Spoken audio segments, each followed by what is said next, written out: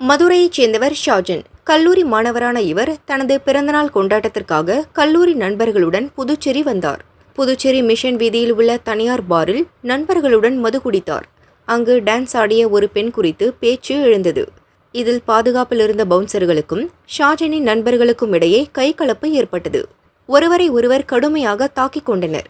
சிவகங்கையைச் சேர்ந்த கல்லூரி மாணவர் மோஷிக் சண்முக சுந்தரம் வயது 23 என்பவரை மது பார் ஊழியர் ஒருவர் கத்தியால் குத்தினார். சம்பவ இடத்திலேயே சண்முக சுந்தரம் இறந்தார். தலையில் கத்தி குத்து காயமடைந்த ஷாஜன் புதுச்சேரி அரசு ஹாஸ்பிட்டலில் அட்மிட் செய்யப்பட்டார்.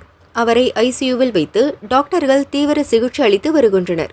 பெரியகடை போலீசார் சம்பவ இடத்தில் உள்ள சிசிடிவி கேமரா பதிவுகளை ஆய்வு செய்தனர். மதுபான ஊழியர் கைது செய்யப்பட்டார். 10க்கும் மேற்பட்ட பவுன்சர்களிடம் போலீசார் விசாரித்து வருகின்றனர்.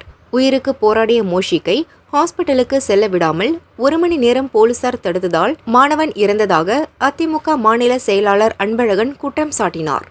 அரசாங்கத்தினுடைய அலட்சியம் தான் நடைபெற்ற இந்த படுகொலைக்கு முதல் காரணமாகும். பொதுவா ரெஸ்டோ பார்லாம் 12 மணி வரைக்கும் தான் அனுமதிக்கப்பட்ட நேரம். இங்க ரெஸ்டோ பார் நடத்தக்கூடிய பல தியாகிகள், இந்த அரசுக்கு ஆதரவளிக்கக்கூடிய அரசியல் செல்வாக்குள்ள பல தியாகிகள் 3 மணி 4 மணி வரைக்கும் நடத்துவாங்க. ஆனா அதுல யாராவது ஒரு அதிகாரி, நேர்மையான ஒரு அதிகாரி அதன் பேரில் நடவடிக்கை எடுத்தாங்கன்னா அந்த அதிகாரி அங்கிருந்து மாற்றப்படுவார்கள், அந்த காவல்துறை அதிகாரி. அல்லது எங்கேயாவது ஒரு இடத்துல கை கட்டி நிற்பாங்க, ஏன் நீங்க நடவடிக்கை எடுத்தீங்க. இன்றைக்கு புதுச்சேரியினுடைய நகரப்பகுதி முழுவதும் நீக்கம் நிற மக்கள் வசிக்கக்கூடிய வசிப்பிட பகுதியிலேயே வெறும் ஆட்டம், பாட்டம், கொண்டாட்டம், மது, மங்கை, போதை வஸ்துடன் உல்லாசம், இதெல்லாம் இரவு 3 மணி 4 மணி வரைக்கும் நடத்துறதுக்கு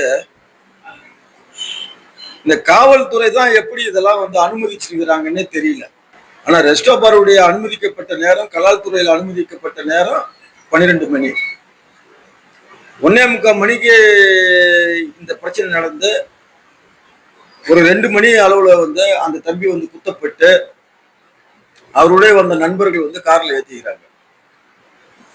அப்ப பெரிய கடை காவல் நிலையத்துக்கு தகவல் சென்ற உடனே அங்கிருந்து காவல் நிலையத்தில் இருக்கக்கூடிய அதிகாரிகள் அந்த ரெஸ்டோ பார்னுடைய கடமை உணர்ச்சி மிகுதியால கார்ல அடிபட்டு மருத்துவமனைக்கு கொண்டு செல்வதற்காக அந்த கார்ல ஏத்தன அந்த காருடைய சாவியை பிடிங்கி வச்சுக்கின்னு 1 மணி நேரமா அந்த காரையே அனுப்பல ஹாஸ்பிட்டலுக்கு. அப்ப அதை அனுப்பாததால அந்த அந்த அந்த கத்தியால குத்தப்பட்ட அந்த தம்பி பெருத்த ரத்த சேதம் அந்த கார்லயே ஏற்பட்டு கார்லயே மரணம் அடைஞ்சுக்கிறார். ஒரு புறம் அந்த ரெஸ்டோ பார்ல இருக்கக்கூடிய பவுன்சிலருக்கு கத்தியால குத்தது ஒரு புறம் இருந்தாலும் அந்த நபர் மருத்துவமனைக்கு செல்வதை கூட தடுத்து நிறுத்தி அந்த ரெஸ்டோ பார்ல வாங்கக்கூடிய அந்த கமிஷன் தொகைக்காக அதுல ஒரு அந்த பாசத்தினுடைய அடிப்படையில் அந்த கார் சாவியை பிடிங்கி வச்சுக்கின்னு அந்த நபர் காருக்குள்ளேயே மரணம் அடைவதற்கு காரணமா பெரிய கடை காவல் நிலையத்தில் இருக்கக்கூடிய 2-3 காவலர்களே அதுக்கு காரணமா அமைஞ்சிருக்கிறாங்க.